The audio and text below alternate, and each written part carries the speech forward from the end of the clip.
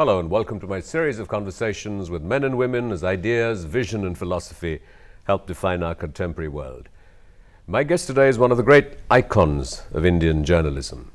He has helped shape its contours and its directions in positive, powerful and significant ways.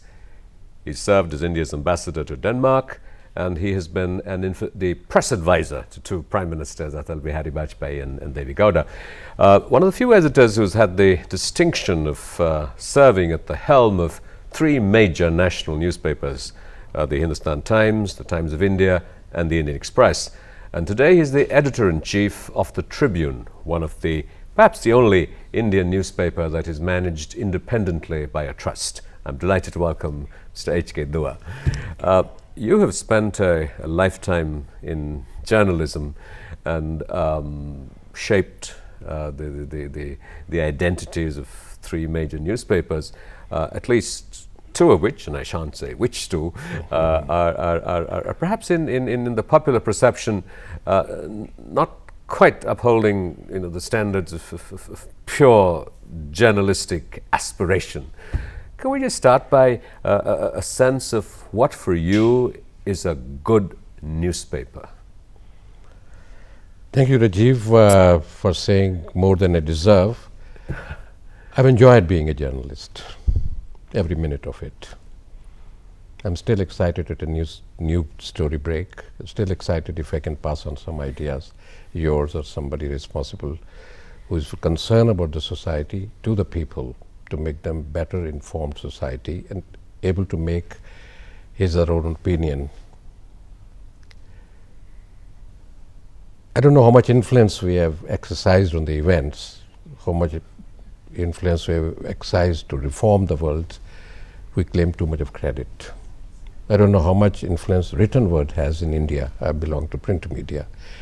With 1/3 of the population, that means 30 crore of the people, out of 1 billion people, not able to read the newspaper of the day. That was incidentally the population of the country at the time of independence, 33 crore total population, and we are still illiterate at that level. But still, I thought the press can do better than it has done. In the initial years of independence, it carried on the task of building the nation, helped. It understood the process of nation building. They thought its responsibility is there, which it had inherited, which had been passed on by the freedom struggle. Indian press, as you know, grew with the freedom struggle. It fought for freedom. Many editors were jailed, presses were locked. Even small freedom fighter here, her own paper. But still it carried on. Along with that, there was a social reform also which they preached during the freedom struggle. It was not just freedom alone, what freedom means. After independence, to cut the story short, they thought building the nation, new institutions. They had the freedom of the press, which was guaranteed by the Constitution, by the founding fathers wisely. They utilized it, but on constructive channel. But give us a sense of, say, today, what ought to be, in your view, the aspirations of a good newspaper per se? And then we'll come to sort of some of the issues of whether journalists run newspapers out in the pursuit of these ideals of a good newspaper as opposed to somebody who has a financial interest in making profit. But lately, yes, it has departed from the task it had assigned to itself. But what is this task that you feel? The task, I think, is number one, to inform. You can't build a nation on ignorance. It's a duty of a newspaper to inform, give objective, impartial information to the reader, to the audience, to the people. Second, it must debate vital issues. It must provide a forum for all shades of opinion in a democracy available, all responsible shades of opinion in a democracy. Pass it on to the people. Let the people make their own opinion, make their informed choice based on the information, the news they have read, based on the articles or the editorials they have read, which have enlightened them, which have analyzed them. Newspaper is a catalytic agent. It triggers off thinking among the people. then they should think about their problems after the newspaper has helped them. Possibly they will add to the newspaper's experience also if we are dealing with a thinking audience. Their help to the people to analyze the events, to analyze the conduct and behavior of the people who matter in public life, whether in the government, whether in the opposition, whether in the corporate sector, whether in the field of education or other areas or health. But surely the newspaper itself takes a position, has a point of view. I mean, it cannot be completely neutral in that sense. Certainly not. I think that one of the hallmarks of the Tribune, which you now edit, is its encouragement of alternative points of view to what might be your point of view in the newspaper. I think that's one of the distinguishing features of the Tribune. But yet a newspaper is inevitably a commercial product. I mean, you have to make it to some degree viable. It's the readers and the advertisers. I guess in some ways the advertisers more than the readers in many cases that make the newspaper possible. Right. So in real practical terms, how do you achieve this balance? It's a difficult task, Rajiv. You have hit at the point of the challenge with the newspaper faces these days, particularly a paper like the Tribune, which doesn't belong to anyone. There's no proprietor of this paper, run by a public trust, which is run by very eminent people. They do give a lot of freedom to the editor. Well, give us a sense of who are some of the people who are at the trust and are the repositories of its sort of the trust really of in the paper itself. Traditionally, trust has been made by it consists of very, very eminent men of integrity and character. Chief Justice R.S. Pathak, is Mr. R.S. Talwar, a former Chief Secretary who could stand up to the Chief Ministers of the day for sticking to professionalism. Dr. R.P. Bhamba is a former Vice Chancellor of Punjab University, an eminent mathematician. Justice S.S. Sodhi and Mr. N.N. Vora. And Mr. Tua. Well, I'm certainly very happy to be associated with the paper for last 3 years at editor. But let's just go back to this issue of now, we certainly allow a lot of debate in the paper. Eminent people are writing for the Tribune. But how do you keep yourself free from the pressures of advertisers and the logic of the sustainability of the paper? I mean, you have to generate revenues. If you say things that are so unpopular that are going to that your advertisers and people who support you commercially are going to reject it, what are you going to do? There will be very problems, and simplistic way of looking at it. But there have been problems. Well, all editors and all journalists should know the art of saying no. You have to put there is a line of control which editors must protect. Nobody can infringe on that line, that Lakshman Rekha. So is there that are pressures. Is that like a thick black line, or are there shades of grey? No, there are no shades of grey. If something which is not in public interest and we are being told to publish for reasons than the public interest, then that line is very clear and sharply marked. To me, public interest is sacred. My job as an editor or a journalist or every reporter's job is to protect public interest, not private interest, be that of a private individual, of the proprietors of the newspapers, be that of the government of the day, be that of another politician maybe sitting on the opposition benches, or a corporate, or an advertiser's. The moment it becomes personal or private interest of the company or the government or authority, then you're not doing your duty. So he must have the capacity to say no. And he should say no, make it very clear, then the pressures will get reduced. If you accommodate once, then you have to accommodate second time, third time, and they come to know, well, he's vulnerable to our persuasion. Has there ever been a time when, I mean, I know that you have most certainly put your job on the line. There's been, a famous case went up to the press council, which upheld your position that when you took on your proprietors and you said no, editorial independence of the editor. But now, in a sense, you're also responsible at the Tribune for the viability, the survival of the newspaper. Have you ever reached a situation, or is it possible that you might reach a situation where either the paper exists or you move into a grey area? Not that. I've been there for 3 years. because it's run by a public trust, so I've not reached that situation. But there is one source where the pressures came, and one of the governments, the Tribune is published from Chandigarh, so one also deals with many governments, not one government. One of the governments stopped giving ads to us. Why? They collected editorials of the paper, which I thought was mild, could have been harsher, but still they were critical. 32 editorials to be exact numbers, and they stopped giving advertisements.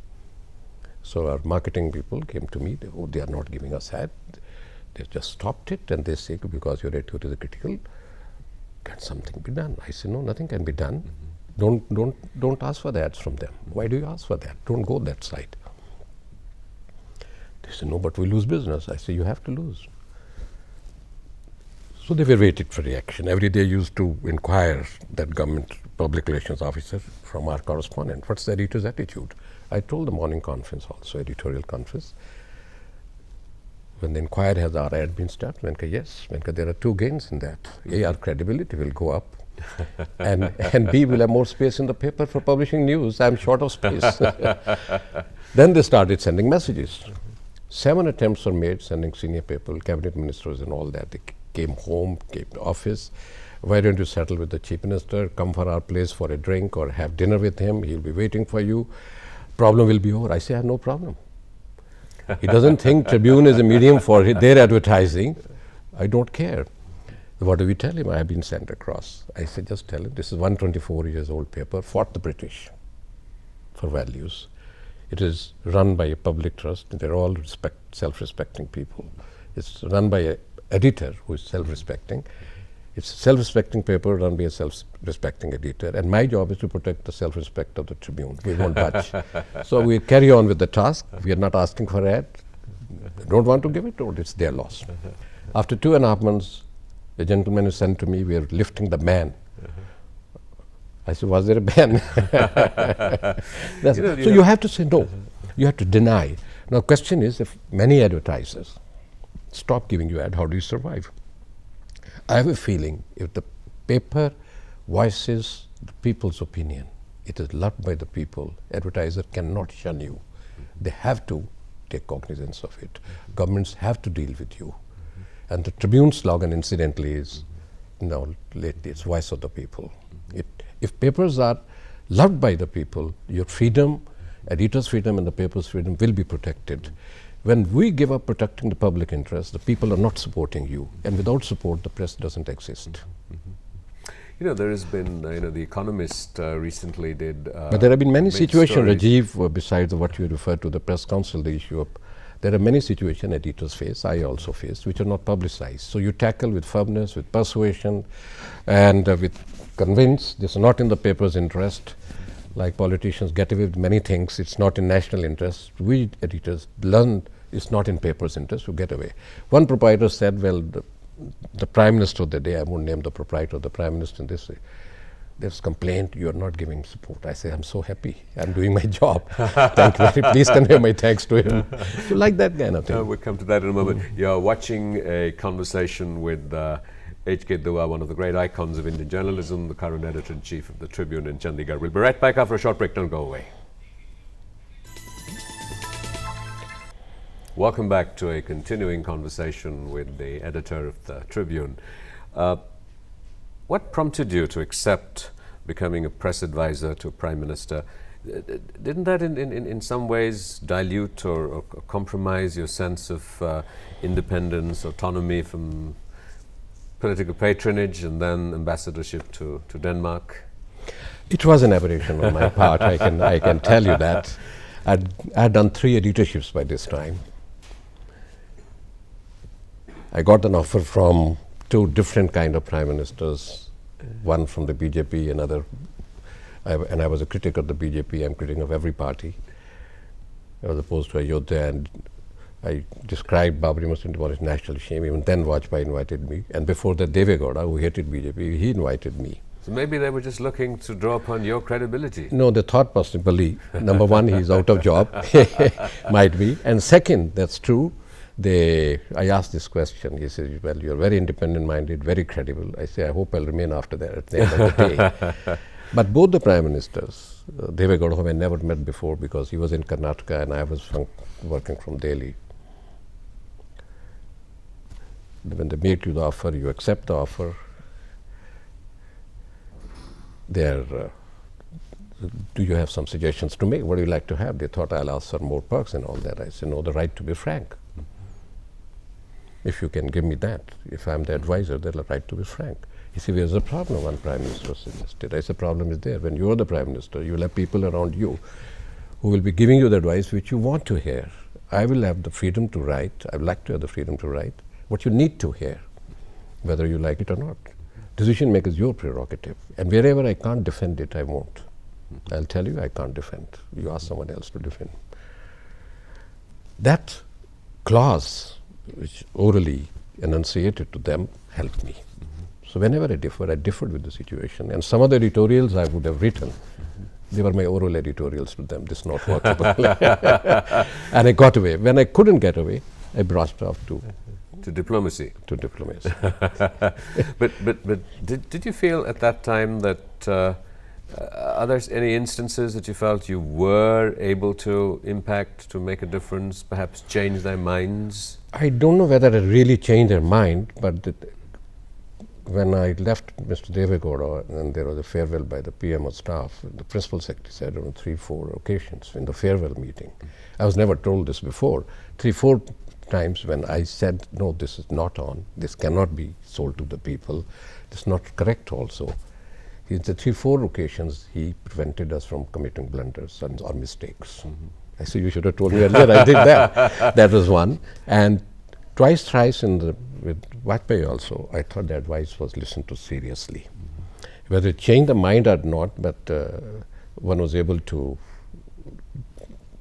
prevent something. Is that potentially in the public domain, or is that journalistic privilege? I think it's journalistic privilege. Second, it's the advisor's privilege also. Advice should be kept confidential.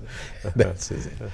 Yeah, you know, this whole dimension of the changing face of journalism, much of it is seen, of course, as a response to the market economy and the natural impulse of owners and proprietors to either, at the very least, be seen as purveyors of opinion making, as people able to influence governments to their larger interests, may not be just the interests of the newspaper, but their larger commercial and other allied interests.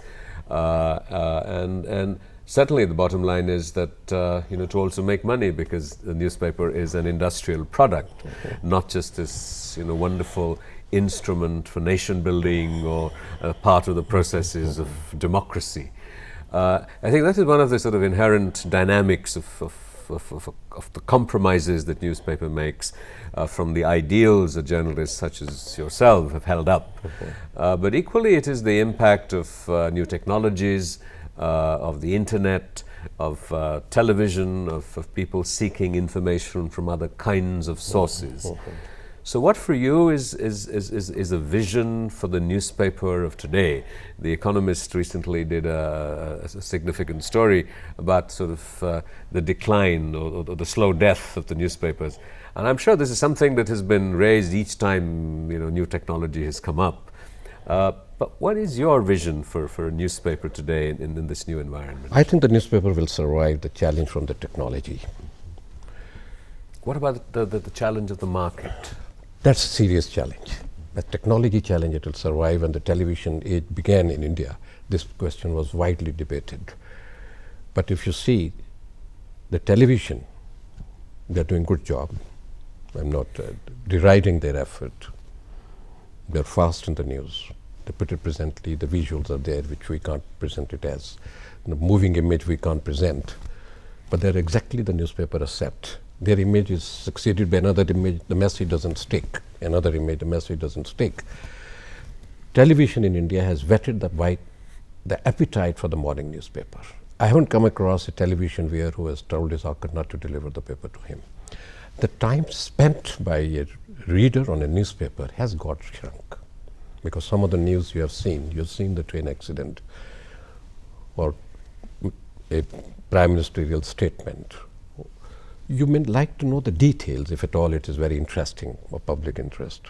Otherwise, you like to skip that. But there will be other news. So newspapers have to change on the content and presentation. The market challenge is more serious. Internet is not yet serious in the nation with 33 crore people are literate. Not every. The Economist and dealt with the challenge to the Western newspaper in America and Europe. That's a wired, there are two continents, a wired continents. For us, that situation may not arise for another 50 years. Here, as education spreads, people will read more newspapers. The moment you come out of school or college, you want to have the newspaper. If nothing else, well, you're looking for a job.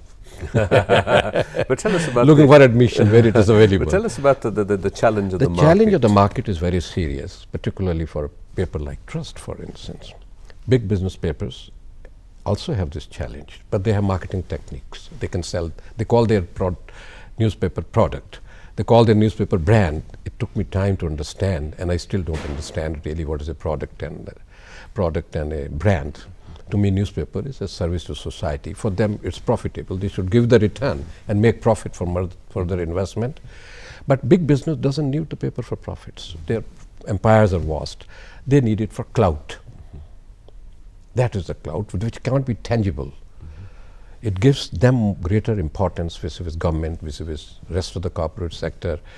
Their capacity to gather more ads increases and all that. So they are running the paper for clouds. To me, and my seniors taught us that newspaper is a service to society. I have a feeling the big business papers and other marketing forces can make the paper give more profits if they serve the society better. It's not an unprofitable concern. If you don't serve the society, the people will reject your paper, your profitability goes down. I experimented with this idea in one paper, it succeeded.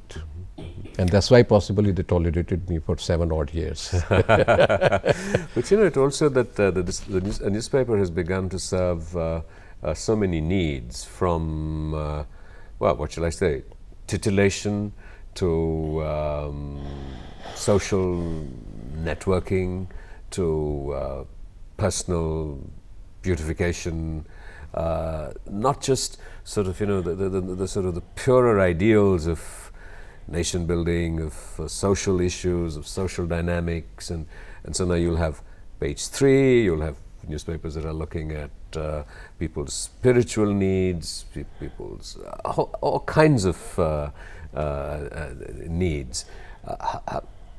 What's the balance? How do you feel about, I don't know, page 3, for example? Do you feel uncomfortable about it? Is it okay? I mean, after all, that's what the consumer wants. It presumably helps sell the newspaper. Well, consumer wants many things. I don't think the newspaper can meet all the needs. But certainly, page 3 belongs to about 100 people in Delhi. In Bombay, another 100 people or 100 people. They go on circulating. And people try to be on page 3 parties, where the page 3 cameramen will come there and newspapers will publish. A lot of us are buying that newspaper because we want to find out who these people are, where we can't get to those same That will be the additional paper. That won't be the main paper if you scratch the surface a bit more. But there are senior journalists, and that's capable people, possibly more capable than me. They'll write about kind of cuisine that is being served in new Parisian restaurant in Hong Kong or Italy, and what kind of pastas are available, etc., etc. I haven't come across some of the senior journalists who are capable and write very well. I like to read them, writing about nutrition problem in India, that people don't have enough education. There's no drinking water in Indian villages. There are so much superstition and caste which is prevailing in the country. Healthcare is lacking. These are vital issues. They don't write about it. But you know, the complaint often from you know, people in the sort of social sector is that newspapers don't have space for social issues. They don't have space for issues on, you know, hardcore issues in environment, on female feticide or what have you, unless it's sensational. The reader is really not interested, so it just becomes a supply push. You know, why waste newspaper space? I don't think the reader is that insensitive. In Tribune, we recently carried stories on female feticide. I don't call it female feticide. I call killing the unborn daughter. And in Punjab, unfortunately, and Haryana also to some extent, they kill their unborn daughter. So callous are the parents, and I can't understand it. But public response, even if they know their friends or relations have done this, public response is positive. They say you're serving the social cause. One Nala, Buddha Nala in Ludhiana, which is a prosperous city of the north, 10,000 people are suffering from TB on both sides of the Nala because it's so polluted in the city, the various causes. You can't imagine how many people on Ludhiana rang for our expose. Chief Minister was forced to come out with a statement that he will do this, he will do that. But I suppose there's an election angle to that. Not otherwise, may not have come. We have been campaigning on for the last 3 years on that. But still there was public impact. So public is not immune to the question which bothers them in their mind if they are not able to take it up, or they are indifferent, or they don't have time for it. So whenever paper has taken social questions, TV has taken up social questions sometimes, people are with the media. Not necessarily with the page 3. Sometimes they are fed up with the page 3, they say, ye to wahi log hai. Well, Mr. Dua, a sort of, I was going to call this a concluding question in a sense. You're at like a second, third peak in your career. Is there another peak to climb? Just keep doing what you're doing even better. I don't know. I would like to keep it better. I don't know the peaks to climb, and I don't know this is peak either. I don't think I peaked either. But my colleagues tell me you're still excited on a news break or a new idea when you like a young reporter. Thank you, Mr. Dua. This has been a great pleasure, a great learning experience, and a great nice honor. Nice talking to you, Rajiv. Thank you.